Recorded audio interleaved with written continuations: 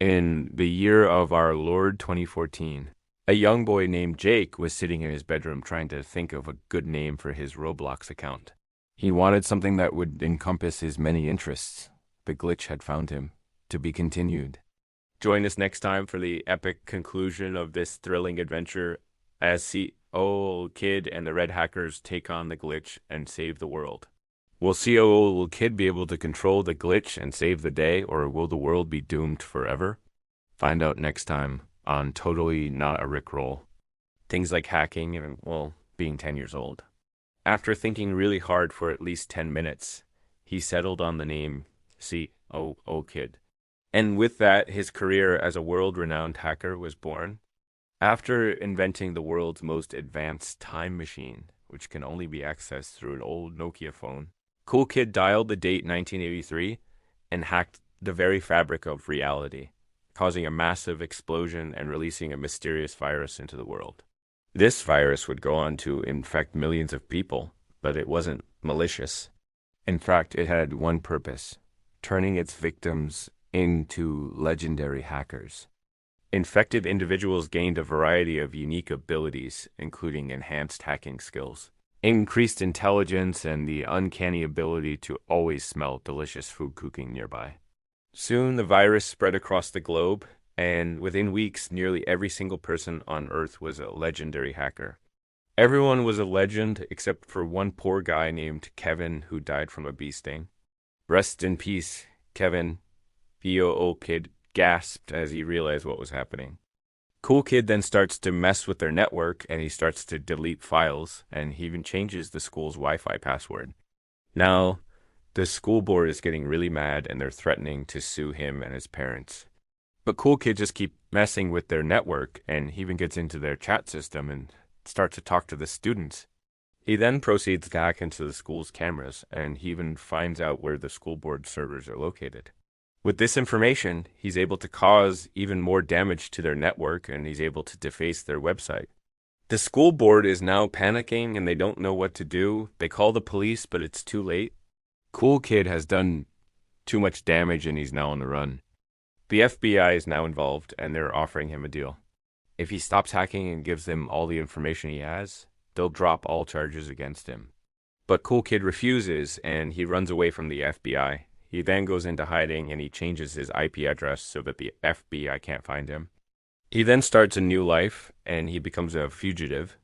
So the next scene takes place 6 months later, and the FBI is still looking for this kid, but they have no leads. They're about to give up when one of the agents remembers something. He remembers that Cool Kid had changed his IP address and that he had used a VPN to do it. The agent then gets a warrant to search the VPN company's servers, and they're able to track Cool Kid down. They finally have his location, and they're going to arrest him. As the FBI is closing in on Cool Kid, he's starting to panic. He knows that he can't run away forever, and he's going to get caught eventually. He then decides to turn himself in, and he faces trial for his actions. Now, this is where things get really interesting because the prosecution is trying to charge him as an adult. This means that he could go to prison for the rest of his life. But Cool Kid's lawyer is able to argue that he's just a kid and that he doesn't understand the consequences of his actions. The judge agrees, and he gives Cool Kid a suspended sentence, and he also gives him 10 years of probation. So then C.O. Kid starts laughing, then morphs himself into a monster and fling people out into space and also morph people into limbless creatures. So then the FBI comes back and tries to arrest him, but then they explode into lots of flesh bits. Then all the FBI and police of the city starts to chase him and arrest him. The next day, this tweet by Tesla CEO Elon Musk. He was talking about a new feature that would soon be added to the Tesla app.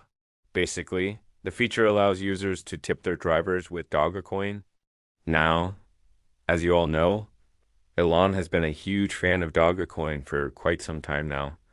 He even went on SNL to promote it. But back to the story. After Elon made this tweet, someone responded to it with a very interesting question. They asked him if he could pay his Starlink bill with Dogecoin. If you don't know what Starlink is, it's basically a satellite internet provided by SpaceX. It has high speeds and low latency, but the price is pretty steep. It costs around $99 per month, plus a one-time fee of $600 for the hardware. So the person who asked this question was probably hoping to pay off both his Starlink bill and his Tesla bill with Doge. But little did he know what was about to happen next. Enter COO Kid. This kid is a well-known ethical hacker who has worked with companies such as Microsoft and Tesla in the past. He even has his own YouTube channel where he posts about ethical hacking and programming. He saw this question and thought, why not? So he decided to actually try it out. Cool Kid went on to Musk's Twitter and sent him a direct message. He told Musk that he had an idea to help him with his Starlink bill and asked him to DM him on another platform. Now, you might be wondering why not just reply to the tweet. Well, there are two reasons for that. First of all, replying to the tweet would mean that he's just another fan asking for attention. Secondly, there are thousands of replies on that tweet. It would be hard to find his answer among all that noise. So the best option was to send him a direct message.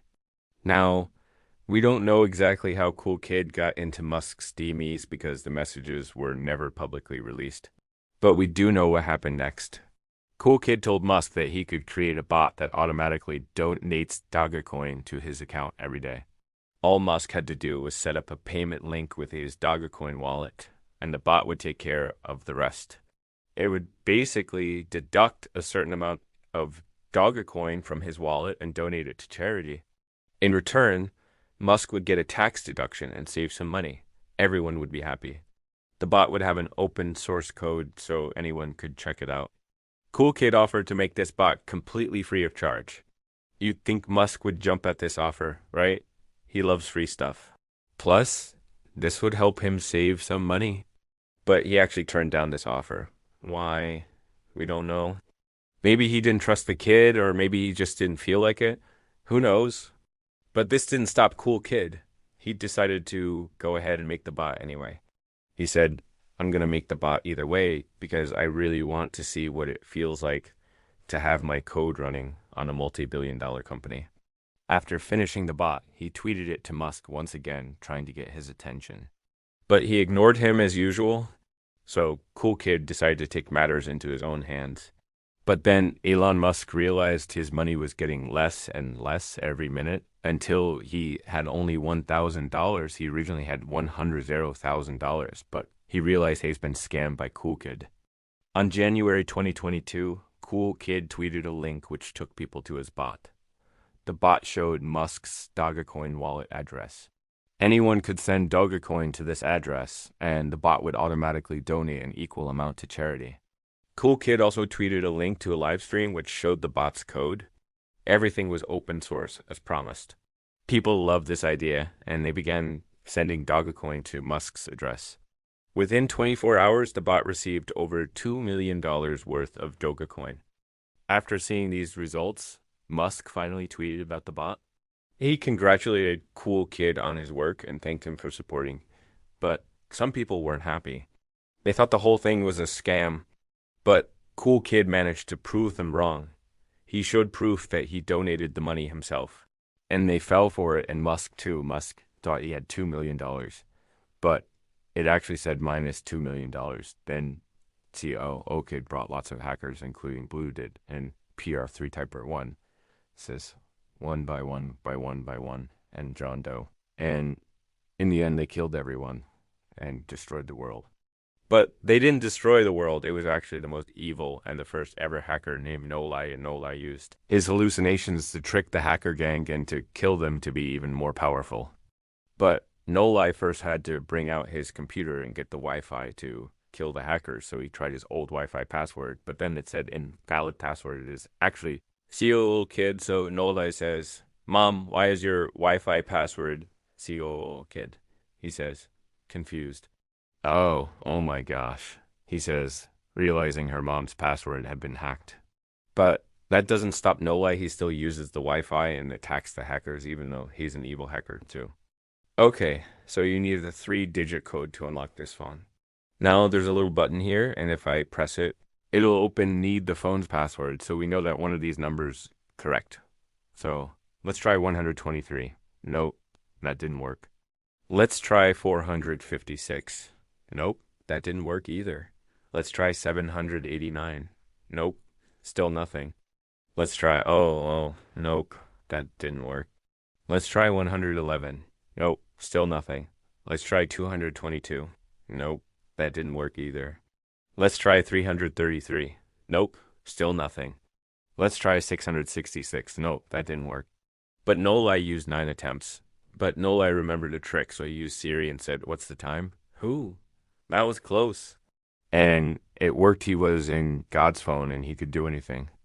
Then he remembered to activate the phone. He needed to open this locker. I'll need to find 2 keys. One key will open up the top locker, and the other will open up the bottom locker. Now there's a little trick you can do here. If you push on the top locker, it'll pop open just a little bit, giving us a hint as to what the combination is. Now, since it popped open just a little bit, we know that the first number is 7 because there are 7 gaps between the 2 lines. Now the second number is a little harder to figure out, but if I just push on it a little more, we can see that the second number is 3 because there are 3 gaps between the 2 lines. Now for the third number, I can push on it just a little bit more and we can see that the third number is 2. To open up the bottom locker, I'll need to find 3 keys. Again, there's a little trick you can do here. If you push on the bottom locker, it'll pop open just a little bit, giving us a hint as to what the combination is. Now, since it popped open just a little bit, we know that the first number is 7 because there are 7 gaps between the 2 lines. The second number is a little harder to figure out, but if I just push on it a little more, we can see that the second number is 3 because there are 3 gaps between the lines. The third number is pretty easy to figure out. If I just push on it a little more, we can see that the third number is 2 because there are 2 gaps between the lines. Now that I have all the numbers, I can open up the bottom locker. Yay. And inside this locker, there's a little note that says "World Inside."